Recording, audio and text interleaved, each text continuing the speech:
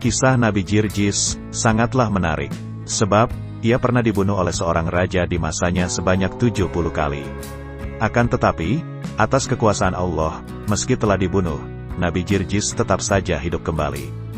Dikisahkan dari lensa Aswaja, pada zaman dahulu, terdapat seorang raja yang bernama Darrian. Dia merupakan raja yang menyembah berhala.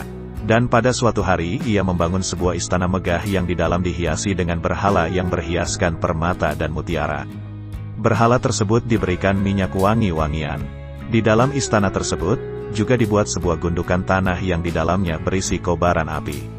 Satu persatu rakyatnya diperintahkan untuk masuk ke dalam istana dan menyembah berhala yang ada.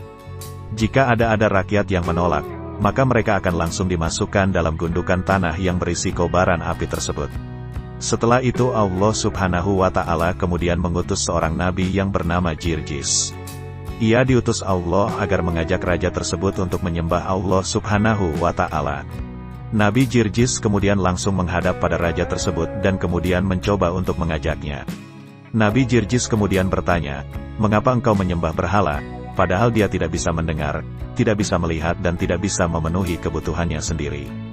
Lalu Raja Darrian menjawabnya, "Sejak aku menyembah berhala itu, aku mempunyai kerajaan dan hartaku menjadi berlimpah. Sedangkan kamu, apa yang telah kamu dapatkan dengan menyembah Tuhanmu itu? Kamu tidak mempunyai harta dan kemewahan, seperti yang aku punya. Tidak nampak sedikit pun kenikmatan yang kamu dapatkan."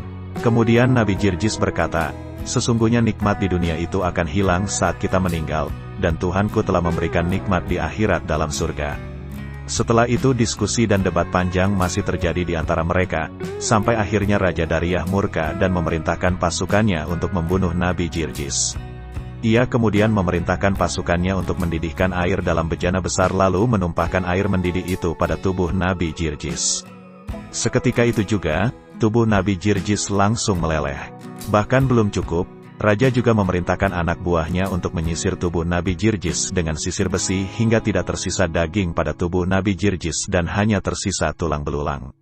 Allah dengan keagungan dan kekuasaannya kemudian menghidupkan kembali Nabi Jirjis. Kemudian Nabi Jirjis kembali berseru pada sang raja dengan suara keras, "Hai kafir, katakanlah tiada Tuhan selain Allah." Melihat keajaiban itu, Raja Darrian justru malah semakin murka dengan Nabi Jirjis dan memerintahkan anak buahnya untuk membunuhnya kembali. Ia kemudian memerintahkan anak buahnya untuk mengambil 6 paku besar dari besi.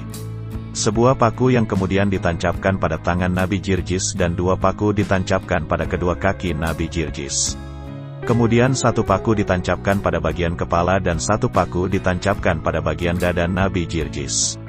Akibatnya, Nabi Jirjis pun kembali meninggal.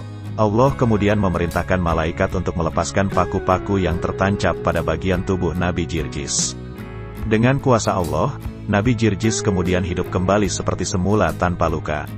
Nabi Jirjis kembali berkata pada raja, "Hai kafir, katakanlah tiada Tuhan selain Allah." Raja kemudian memerintahkan anak buahnya untuk mengambil sebuah kuali yang besar, yang di dalamnya terdapat air yang sangat mendidih. Nabi Jirjis kemudian dilempar ke dalam kuali dan membuatnya langsung meninggal seketika. Tetapi, dengan kuasa Allah, Nabi Jirjis kemudian dihidupkan kembali seperti semula tanpa luka dan kemudian keluar dari kuali tersebut. Setelah itu, perlakuan sang raja kepada Nabi Jirjis sama. Ia terus mencoba membunuhnya sampai 70 kali dengan berbagai cara. Tetapi, atas kuasa Allah, Nabi Jirjis tetap hidup kembali seperti sedia kala. Kemudian, Raja Darrian menghentikan perbuatannya itu. Ia berkata, "Aku ada permintaan kepadamu, jika engkau menuruti permintaanku, maka aku akan menuruti semua perintahmu." Nabi Jirjis bertanya, "Apa permintaanmu?" Raja Darrian menjawab, "Aku mau engkau bersujud kepada berhalaku 1 kali saja. Nanti setelah itu, aku akan memberikan semua yang kau inginkan, dan aku akan melakukan semua perintahmu, termasuk menyembah Tuhanmu itu." Mendengar hal itu, Nabi Jirjis hanya terdiam dan tidak menjawab apapun. Raja Darrian menganggap diamnya Nabi Jirjis merupakan ungkapan setuju. Lalu Raja berkata lagi, "Wahai Jirjis, aku telah menyiksamu dengan berbagai macam siksaan dan banyak menyakitimu. Masuklah ke rumahku agar engkau dapat beristirahat malam ini." Lalu di malam itu, Nabi Jirjis kemudian pergi ke rumah sang raja. Beliau pun beristirahat dan melakukan sholat di sana. Kemudian pada malam harinya, ia membaca kitab Zabur hingga terbitnya fajar. Saat beliau membaca kitab Zabur, suaranya terdengar oleh istri sang raja yang menyentuh hatinya. Istri raja kemudian menangis terseduh-seduh semalaman setelah mendengar bacaan dari Nabi Jirjis. Kemudian istri raja mendatangi Nabi Jirjis untuk bertobat dan memeluk ajaran agamanya. Ia melakukan hal ini tanpa sepengetahuan dari Raja Darrian. Pagi harinya, raja mengajak Nabi Jirjis ke tempat berhalanya. Namun ia saat itu hanya diam. Raja kemudian menjadi jengkel dan memasukkan Nabi Jirjis ke dalam rumah seorang perempuan tua. Di dalam rumah perempuan tua tersebut, terdapat seorang anak yang tuli, bisu dan buta. Di ruang tersebut tidak terdapat makanan sama sekali dan tidak ada yang diperbolehkan untuk memberikan makanan. Saat beliau mulai merasa kelaparan, ia melihat sebuah kayu di dalam rumah itu. Lalu ia pun kemudian berdoa kepada Allah. Batang kayu itu pun kemudian ditumbuhi daun yang selanjutnya, berbuah dengan bermacam-macam jenis buah. Ketika perempuan tua tersebut melihat hal itu, kemudian ia langsung mengimani ajaran agama Nabi Jirjis. Ia juga meminta agar mendoakan anaknya menjadi normal.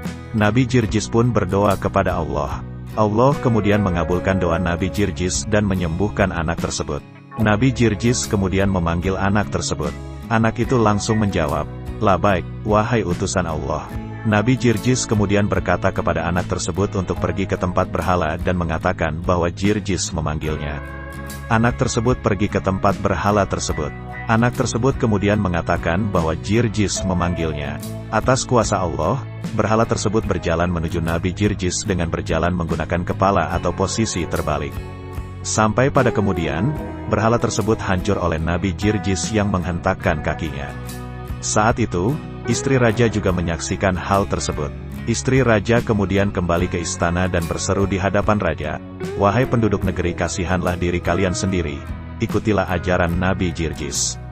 Raja Darrian tetap bersikukuh dan tidak mempercayainya. Istrinya kemudian berkata, "Itu karena kamu adalah orang yang celaka, dan aku adalah orang yang beruntung." Raja Darrian yang jengkel kemudian memerintahkan pasukannya untuk membunuh istrinya.